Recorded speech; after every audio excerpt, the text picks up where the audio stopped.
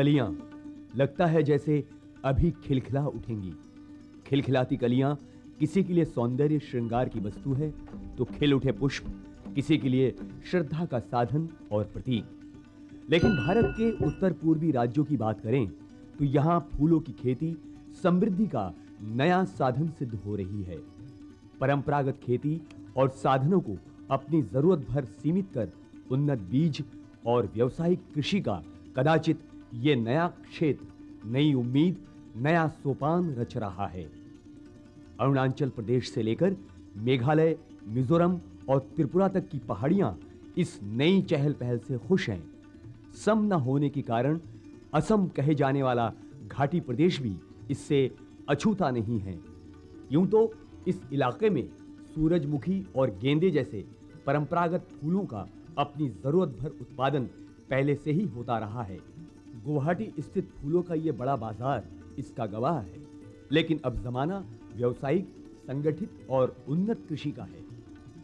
अब यहाँ के किसानों ने भी रजनीगंधा के सफेद और डहेलिया के पीले गुच्छेदार फूलों से जान पहचान बना ली है। जेनिया, स्वेडेलियम, जाबूबेरिया, एस्टर और एंटोनियम जैसे नामों की शब्दावली अब उत्तर पूर्वी खेती के लिए नई नहीं है।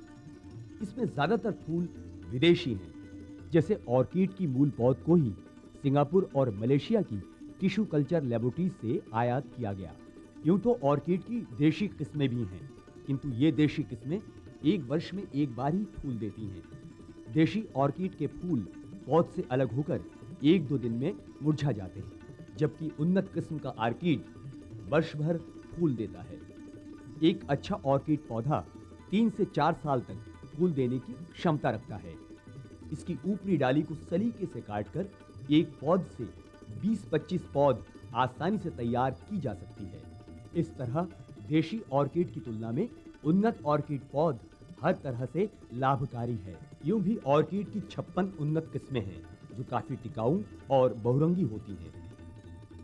इनमें डेंसोनिया, एरैंथेरा कैबिल, मोकारा तथा डेंसुबिटो अच्छी उपज और अच्छी बाजार वाली किस्में हैं। ऑर्किड की खेती के लिए जरूरी है अनुकूल भौगोलिक स्थितियों, उत्पादन तकनीक और बाजार का सूक्ष्म ज्ञान। इस दृष्टि से ऑर्किड की पौध को पहाड़ी और घाटी प्रदेशों की नमी युक्त आबोहवा खूब रास आती है। लेकिन तेज बारिश और भूमि कटान ऑर्किड के लिए हितकारी नहीं होते। इसीलिए चाहे नर्सरी तैयार करनी हो अथवा तैयार पौध को खेत में रोपना हो, ऑर्किड की पौध को सीधे मिट्टी में कभी नहीं लगाया जाता। इसके लिए समतल मिट्टी के ऊपर पहले ईंट का करीब 3 इंच मोटा खड़ंजा बिछाया जाता है। फिर इसके ऊपर लकड़ी के कोयले की एक पतली परत चढ़ा दी जाती है। इन 2 परतों के बाद तीसरी परत के रूप में झांबा यानी पूरी तरह जली सख्त ईंटों की 1.5 से 2 इंच मोटी रोड़ियां जमा दी जाती हैं। इस तरह तैयार क्यारियों में 8 से 12-12 इंच के अंतर पर ऑर्किड का एक एक पौध लगाना चाहिए। ये पौध गमले में भी लगाए जा सकते हैं। ऑर्किड की फसल को नियमित व काफी पानी चाहिए।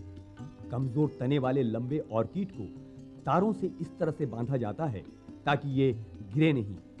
पानी, रासायनिक उर्वरक तथा कीटनाशक दवाई देने का सबसे अच्छा तरीका है छिड़काव पद्धति, ताकि बूंदें ऑर्किड के पत्तों पर तो पड़े लेकिन फूलों पर नहीं। जहां बारिश के मौसम में कीटनाशक छिड़काव आवश्यक है, वहीं ऑर्किड की अच्छी उपज के लिए सप्ताह में 2 से 3 बार नाइट्रोजन, फास्फोरस तथा पोटाश उर्वरकों का छिड़काव किया जाता है। अच्छी उपज पाने का एक और सहायक व प्रमाणिक साधन है सुंदर व सुगम संगीत। सुगम मधुर संगीत की तरंगें पूर्ण वृद्धि में मदद करती हैं। यदि आपको ऑर्किड के किसी बागीचे में संगीत की सुंदर धुनें निरंतर सुनाई दें तो ताज्जुब करने की जरूरत नहीं है। हाँ, अच्छी उपज पाने के लिए ऑर्किड के फूलों को 20 डिग्री से कम तथा 30 डिग्री से अधिक तापमान से बचाना जरूरी होता है। इसलिए जुलाई से नवंबर तक के 5 महीनों में ऑर्किड फूलों की उपज स्वतः बढ़ जाती है। शेष महीनों में 20 सेंटीग्रेड से 30 सेंटीग्रेड का तापमान बनाए रखने के लिए ग्रीन हाउस, ग्रीन नेट अथवा पॉली हाउस जैसी तकनीक सफल सिद्ध हुई है। पॉलीकार्बोनेट तथा सेलुलर पैड की सहायता से बना ग्रीन हाउस काफी तेज धूप, शीत और वर्षा की स्थिति में कारगर सिद्ध होता है। हालांकि अधिक लागत के कारण छोटे किसान ग्रीन नेट तथा पॉली हाउस जैसी तकनीक का इस्तेमाल करते हैं। ग्रीन नेट भी पौध को धूप और शीत से 50% तक बचाने की क्षमता रखता है। गौरतलब है कि जहां ऑर्किड को उगाना, पालना पोसना निरंतर सावधानी व निगरानी वाला काम है, तेज धारदार औजार की मदद से काटी गई फूलों की नाजुक डालियों को बाजार तक सुरक्षित पहुंचाना एक कला है। सबसे पहले साफ स्वच्छ पानी से धोना और फिर क्रिसल नामक रसायन से संरक्षित करना जरूरी होता है। तत्पश्चात फूलों की गुणवत्ता के हिसाब से इनकी छटाई की जाती है। फूल कई दिनों तक ताजा बने रहें, इसके लिए डाली के निचले हिस्से पर गीली रुई लपेट दी जाती है। अलग अलग क्वालिटीज के फूलों को अलग अलग रैक में इस प्रकार रखा जाता है। फूलों का पानी अच्छी तरह सूखने में यहाँ 8 से 10 घंटे लगते हैं। लीजिए, अब फूल पैकिंग के लिए तैयार है। कीमत है 25 रुपए। जरूरत है तो सिर्फ एक अदद बाजार की और खरीदार की। ऑर्किड के एक पौधे से एक वर्ष में प्राप्त 20 फूलों की कीमत 500 रुपए। 25 रुपए की पौध और 500 रुपए का धंधा बुरा नहीं है। दिल्ली, मुंबई, कोलकाता, बेंगलोर जैसे महानगरों को ऑर्किड की बिक्री का केंद्र पूर्वोत्तर ही है। फिलहाल असम, अरुणाचल प्रदेश व सिक्किम में हो रहा ऑर्किड का उत्पादन बाजार मांग से काफी कम है। ब्लॉक बोंगसर, गांव हिग्गीमारी का अंगूठा छाप किसान शरद दास अपने शांत पड़े खेतों में कई फूलों की रंगीनियां उपजाकर फिलहाल काफी खुश है। उर्वरकों के नाम इसे जुबानी याद है।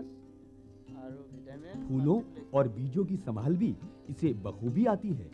अब जब इसकी पत्नी सूत के ताने बाने पर चित्र रचती है तो उसमें रंग भरता है शरद ही। ये एक नया दौर है, नया अवसर। जरूरत है तो सिर्फ इसे हासिल करने की, ठीक समय पर ठीक पहल की।